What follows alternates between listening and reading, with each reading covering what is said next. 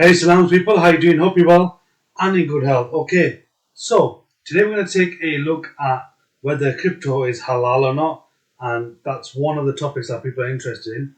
So currently here we're on CoinMarketCap. So we can see here as of the 14th of July, the market cap is currently sat at 3.8 trillion. Fear and greed index is higher than it was before at 70, and the altcoin season market there is 32 out of 100.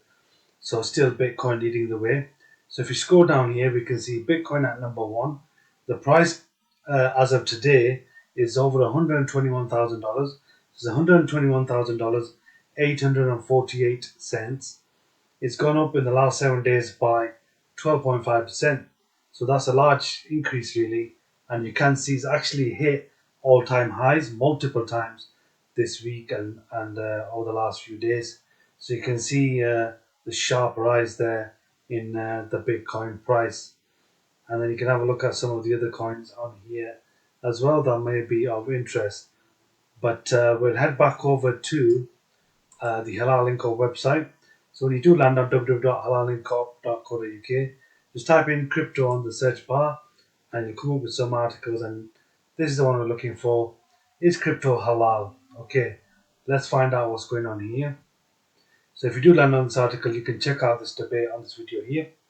Otherwise, let's take a look here. So, crypto has emerged as a revolutionary form of digital currency over the last 10 years or so, offering new possibilities for financial transactions and investments.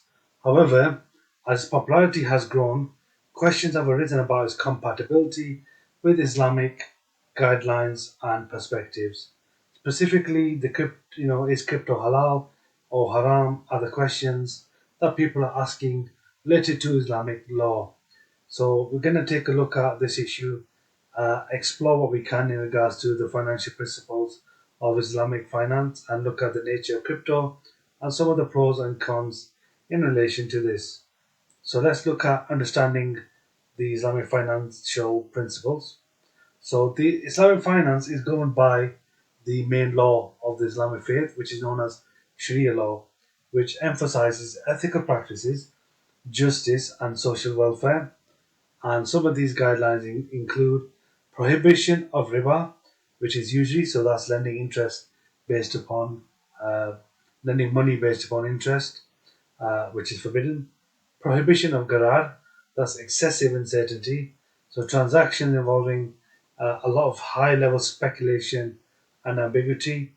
Halal investments must be permissible, avoiding sectors like gambling, pork, and alcohol, and so on. Risk and profit sharing. So profit and loss is going to be shared fairly between the various parties involved. Asset-backed transactions. So financial dealings must involve tangible assets. So making sure that they're actually tied to the real economy. So any kind of financial element or system, including crypto, has got to be evaluated against these principles, core principles, to look at its permissibility and the halal status in the Islamic faith. Okay, so crypto is a digital or virtual currency.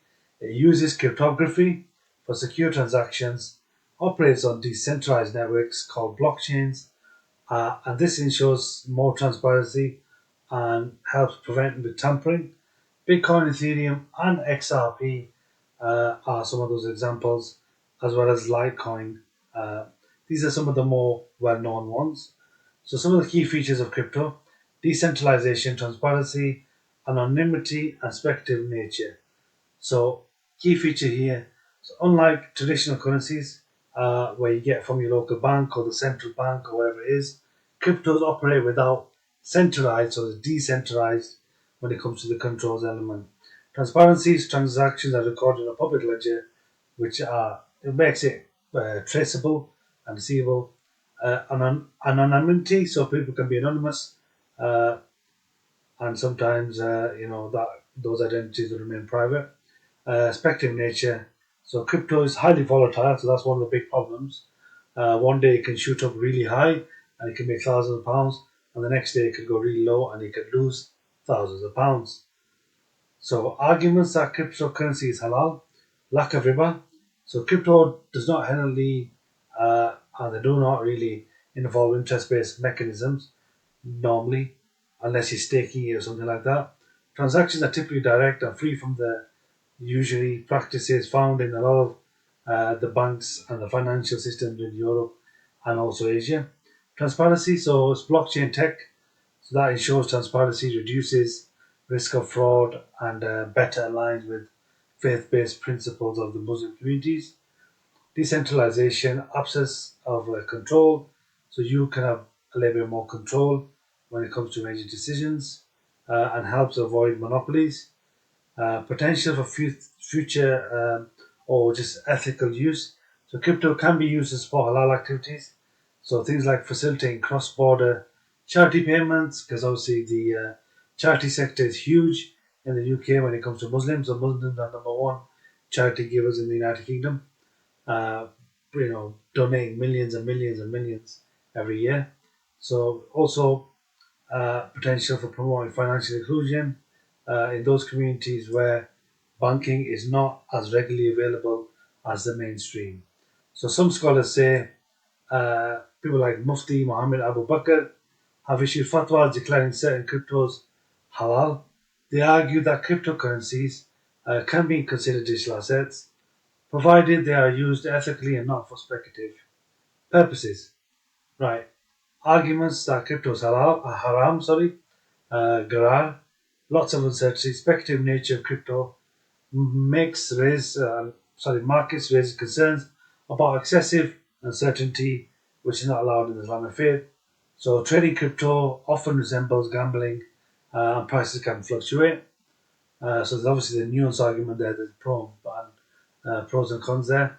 Lack of intrinsic value. So critics argue that there's no tangible element there, nothing physical. So lack of physical, uh, value, and which is known as tangible value. Association with illicit activities, so people can use it for money laundering. But to be honest, they can use normal paper money for the same thing anyway. Unregulated nature, so it's not as regulated as other industries, and people can sometimes commit fraud and financial crime. Okay, so some scholars, including those from institutions like Al Azhar, have issued fatwas declaring cryptos haram. They emphasize speculative and uncertain nature of cryptos. So the middle ground is so we do have a diverse range of opinions when it comes to crypto. So some scholars are saying nuanced approach, and they approach permissibility. They propose permissibility of crypto, but it depends around how it's used and the specific context. Crypto uses a medium of exchange, so traditional like changing money at an airport or to get foreign currencies, transparent and ethical manner could be considered halal. And then you've got speculative trading, gambling, haram, to be avoided. Then you've got investment, blockchain, technology, crypto, probably aligned with Islamic ethics, may be permissible, may not. Islamic finance bodies such as accounting and auditing organization, Islamic financial institutions, AAO, IFI, continue to study the issues and provide further guidance for all individuals from the Muslim community living in the UK and beyond. So, some practical things you've got to really consult a scholar, speak to a mufti to get more advice around that. You've got to look at evaluating the use case. So, what is the use case? Can you use it to purchase products like food or something like that, or real estate? Um, Avoid speculation, so refrain from speculative trading. Focus more on long-term gains and the long-term game.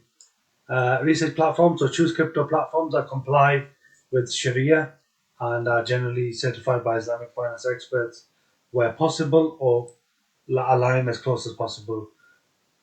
So there are multiple interpretations when it comes to working out if cryptos are halal or haram. Obviously, you've got to choose one of them.